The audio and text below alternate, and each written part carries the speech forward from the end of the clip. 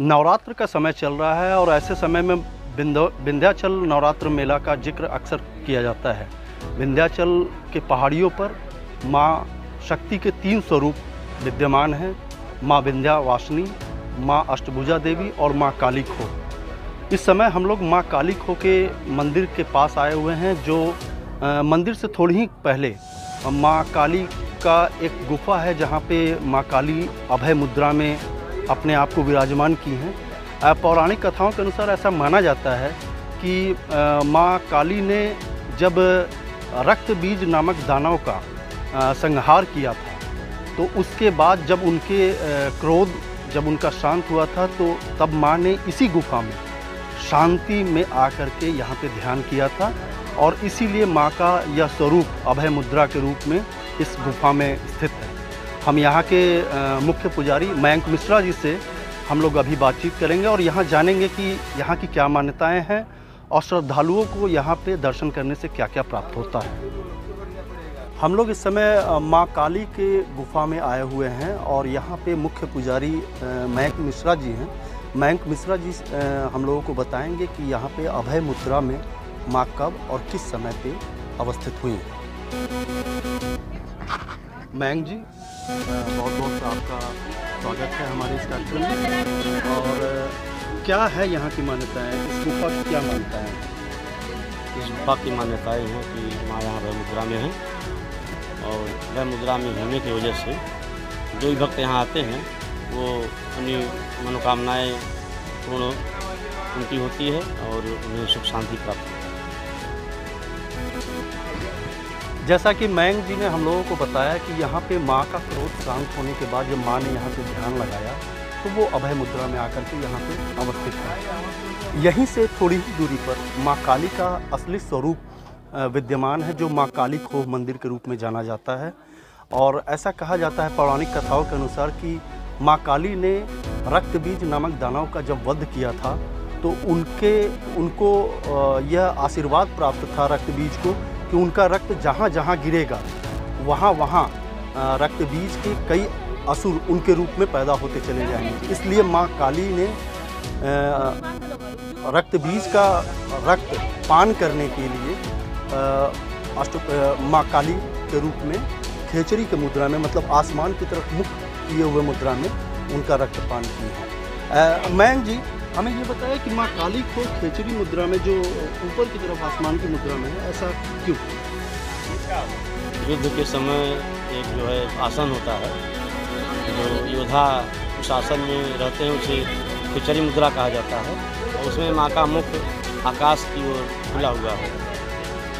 रक्तपान करने वाली समय दर्शाता है कि माँ ने इस प्रकार रक्तपान किया था युद्ध में।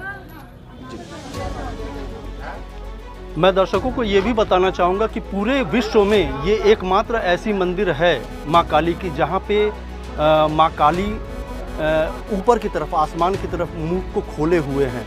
ये एकमात्र ऐसी मंदिर है पूरे विश्व में जो ये बताता है कि उस दौर में जब दानवों का राज चला करता था और इन पहाड़ियों पर दानवों का राज था और देवलोक से रक्त बीज ने सारे देवों को अपने भय से भगा दिया था, तो देवों ने माँ विंध्यवासिनी के अधीन जाकर के उनसे गुहार लगाई कि माँ विंध्यवासिनी माँ काली का रूप लें और रक्त बीज का संहार करें। और साथ ही साथ उन लोगों ने यह भी माँ से अनुरोध किया था कि आप खेचरी मुद्रा में रक्त बीज का आप संहार करें, ताकि उनका सारा रक्त जो भी ज़मीन पर गिरे वो गिरने ना पाए, आप उसका रक्तपान कर लें। इस समय हम लोग काली खो मंदिर के गुफा में हैं। यहाँ हम लोगों ने मयंक जी से इस बात को जाना, आगे भी हम लोग जानने की कोशिश करेंगे कि माँ अष्टभुजा और माँ विंध्याचल में क्या वहाँ की खूबी है और क्या वहाँ की मान्यताएं हैं। तो इस समय माँ काली खो के गुफा में हैं और माँ काली जो कि आपके सामने है, ये माँ के अभय मुद्रा का यह दृश्य है। इसी रूप में माँ ने यहीं पे अपना स्थान अवस्थित किया और कहा जाता है कि माँ का जब क्रोध रक्त बीज नामक दानव के संहार के बाद शांत हुआ था, तो इन्हीं पहाड़ियों पर उन्होंने अपने स्थान को विराजमान किया। मयंक जी, हमें ये बताएं कि यहाँ माँ का दर्शन करने के बाद कैसा महसूस होता है?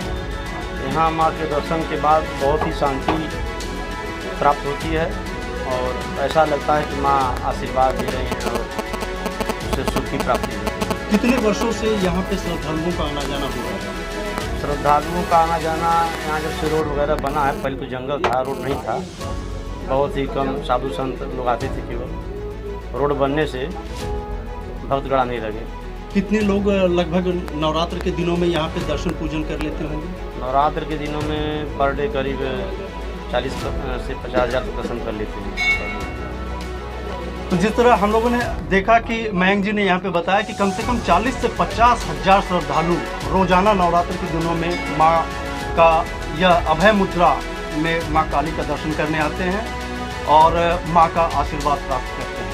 ये कौन सा स्थल? ये काली को गुफा स्थल है, उसके ऊपर ये महाकालेश्वर जी का स्थान है और यहाँ पत्थर से मकान जोड़ते हैं।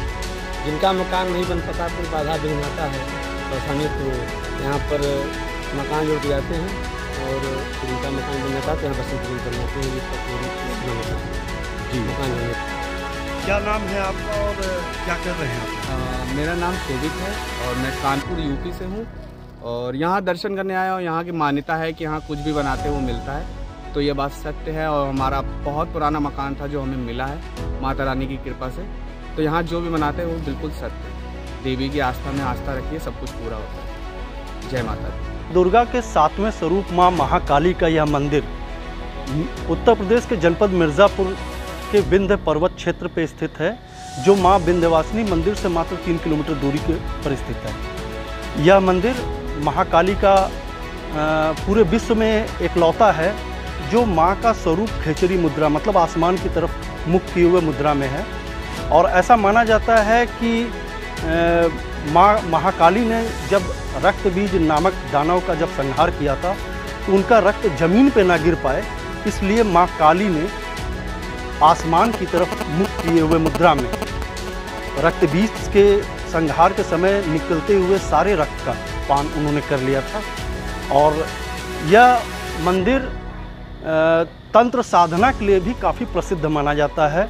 नवरात्र के समय में हजारों साधु और संत यहाँ पे तंत्र साधना को सिद्धि में परिवर्तित करने के लिए आते रहते हैं।